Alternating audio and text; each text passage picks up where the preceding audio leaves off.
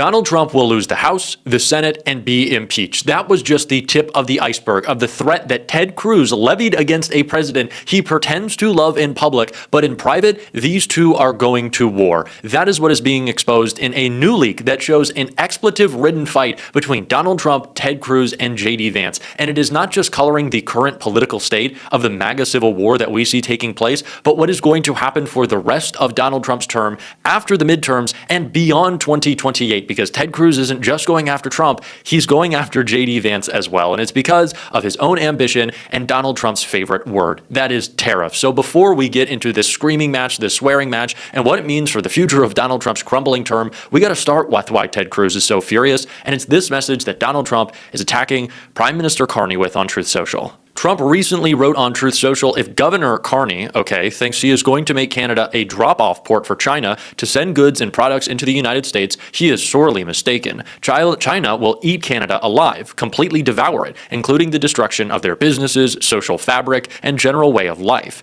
If Canada makes a deal with China, it will immediately be hit with a 100% tariff against all Canadian goods and products coming into the USA. Thank you for your attention to this matter. Ah, yes, in the moment in which Donald Trump has never been more politically unpopular, I know what will be a great idea: to raise prices on imports and exports to our biggest trading partner. That is genius. As J.D. Vance describes Donald Trump's economy as the Titanic, a sinking ship that they are unable to turn around, the best possible idea is to go to war with Canada, because that's what we're all clamoring for in a moment in which prices are exploding and the issues that Donald Trump is trying to use to distract, an invasion of Greenland that has already failed, and ICE raids across America that are more unpopular than ever. Even though that's the issue that Donald Trump said won him the 2024 election, Donald Trump has decided that he is only going to dig this hole even deeper. And it's getting worse because Mark Carney is responding, and it's part of the reason why Ted Cruz just hit back against Trump as well. When we live our values, we grow as individuals and we build as a people. When we're kind, kindness grows. When we're united, unity grows. When we're Canadian, inclusive, fair, ambitious, Canada grows. Canada and the United States have built a remarkable partnership in the economy, in security, and in rich cultural exchange. But Canada doesn't live because of the United States. Canada thrives because we are Canadian.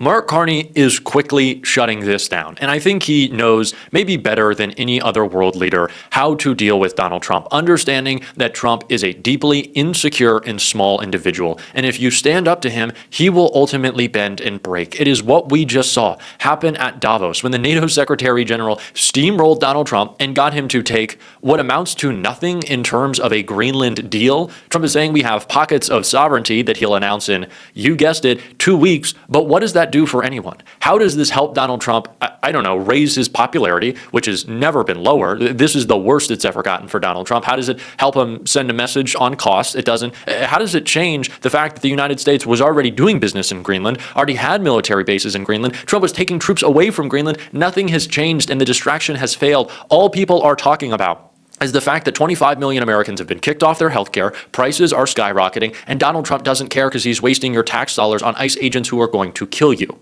That is the conversation right now, and even Republicans know it. And it is why Ted Cruz, who is always kissing Donald Trump's ass in public, apparently behind the scenes doesn't feel the same way, because he sees where this Trump administration is going, where the midterms are going, and he's trying to make his own lane, as I guess him and J.D. Vance now have beef. This is a crazy story, and I want to get into it all. Cruz trashed Trump and Vance in secret recordings. F you, Ted. Ted Cruz trashed Donald Trump and Vice President J.D. Vance in conversations with GOP donors last year, explosive leaked recordings allege. The Texas senator, expected to run for president in 2028, slammed Trump's tariff crusade and said he even threatened his staff with immediate firing if they used the phrase Liberation Day to refer to the day the sweeping taxes were announced, reports Axios. Cruz, 55, told donors he and other senators expressed their tariff disgust with Trump in a lengthy phone call, warning it would tank the economy and lead to his impeachment. The call pushed past midnight and did not go well. Cruz told donors with Trump yelling and cursing at the lawmakers. Cruz claimed he received an especially explicit response from the president that night. Mr. President,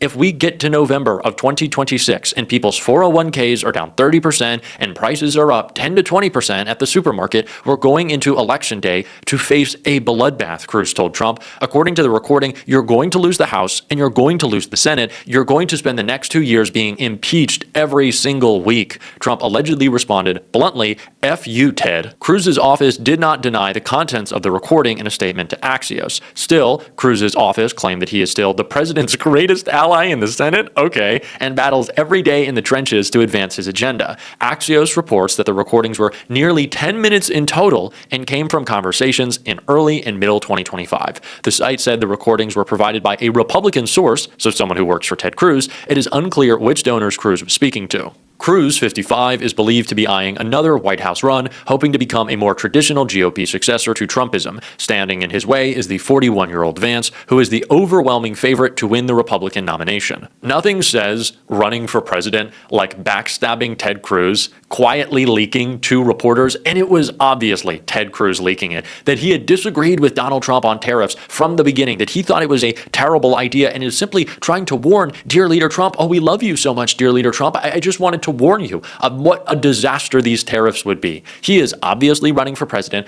and I think Ted Cruz is a pretty savvy operator, at least within the GOP. I'm not trying to give this guy credit, but much like Marjorie Taylor Greene and much like Thomas Massie, I think he has a pretty good concept of where the party is, where it stands, and where he wants to be. And I think Ted Cruz realizes that he will have to start positioning himself as someone who pushed back against the tendencies of this administration, still always a staunch ally of Donald Trump. I'm serving you in the Senate, sir. I'll do whatever you need, buddy. But he wants it to seem as if he didn't go along with this, or he went along, but kind of against his will, because he was trying to make sure that Donald Trump was guided in the right direction. The 2028 primary for the Republican Party has already started, and it started by seeing who can create the most distance from Donald Trump. On one side, you have Marjorie Taylor Greene trying to outflank him on the right by saying Donald Trump is not America first enough, and then on the other flank, you had Ted Cruz saying that Donald Trump isn't serving the corporate interest of the party, kind of trying to say that this is a middle class issue. He's trying to couch it as, well, everyone's 401ks. He's worried about the stock portfolio of his big donors. Like, let's be real. That's what Ted Cruz is obviously worried about. He doesn't care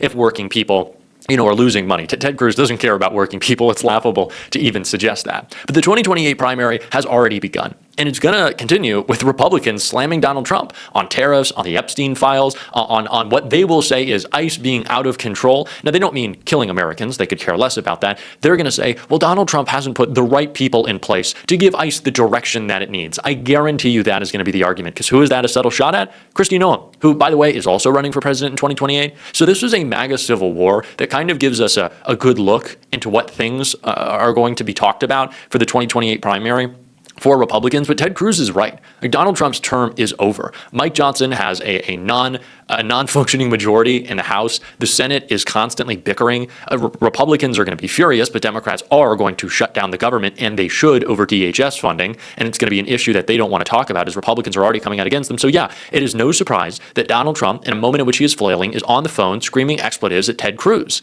who is obviously, because he's Ted Cruz, only in this for himself and to, bolster his political aspirations. That's what Ted Cruz is after. Like, that much is clear. That much is incredibly obvious, that Ted Cruz is looking out for Ted Cruz, and he's starting to subtly take shots at J.D. Vance. And what's so great about that is that JD's probably going to have to defend himself. And when he does so, he's going to be creating a little bit of distance with Donald Trump. And how is that going to make Donald Trump feel? Ooh, not too happy. And if Donald Trump's not too happy with JD Vance, well, he really likes Marco Rubio, and then he's going to be playing the two. That is what the rest of the Trump administration looks like. Ted Cruz is right. It looks like Donald Trump being impeached. It looks like Kristi Noem being impeached. It looks like Pete Hegseth being impeached. It looks like constant congressional hearings, bringing accountability to these people, dragging them before Congress, making them testify, holding Donald Trump accountable, releasing more Epstein files. All the while, the people who are supposed to be standing up for him are going to be trying to create distance to preserve their political future, because they understand they have to, right now, start to softly signal to the media and signal to voters, well, I wasn't on board with the tariffs. I went along with it. I'm a spineless jellyfish coward, but I gave pushback. Look, it's in the recording. I gave pushback. Can I get a pat on the head now? I gave some pushback. Great, Ted, you gave some pushback. Where did it get us? Prices have still exploded. I don't really think that was a courageous move of you to leak to Axios. Congratulations. Like, do you want JFK to like write another book? Profiles of Courage, Ted Cruz. Leaked to Axios about a call with Trump. Oh my Lord. Someone give him a Purple Heart. He's a hero. It's nonsensical. But it's something that really upsets Donald Trump. He doesn't like the leaks. He doesn't like the infighting. He wants the control. And in a moment in which Donald Trump is showing us his physical and cognitive weakness every single day, oh, you can bet your bottom dollar that he is not happy about the political weakness either. He is certainly not happy about that. But that is what the constant undermining of Donald Trump from Republicans is bringing him. It is bringing him a view of political weakness in the public sphere. So yeah, I'm going to enjoy this. I'm going to enjoy Ted Cruz fighting. I'm going to enjoy, hopefully, the Senate taking up this issue once again if the Supreme Court doesn't act in the way that I expect them to, probably striking down Donald Trump's ability to tariff willy-nilly. And then that really does eat at the heart of Donald Trump's most corrupt actions, because he uses tariffs as a tool to carry out his mob boss state and pressure world leaders into, investing in his golf courses or his crypto coins or, giving money to Don Jr. or Eric or Barron for that matter, it seems at this point. So yeah, Ted Cruz, I hate to say it a third and final time, but is right about the direction of where Donald Trump's term is going. And that's probably why he told him to F off. There's no surprise there. But this is a great look into what it's going to be like when MAGA is eating their own very publicly, and the fact that that is being accelerated. They are ramping it up. Because these guys are focused on the future. They realize that it is not Donald Trump's job to protect them anymore because he can't, because he's weak, because he is unpopular, because he is tired. And so yes, the end of Donald Trump's term has been rapidly accelerated. And boy, is that not just funny. Oh man. Ted Cruz breaking the news on that. I would have been happy for it to be someone else, but you know what? I'll settle because it's hysterical. And we're going to continue to cover and call it all out on this show. And if you want to support that, as always, you can hit that subscribe button, leave a like on this video. If you stuck around to the end, drop a blue heart in the comments.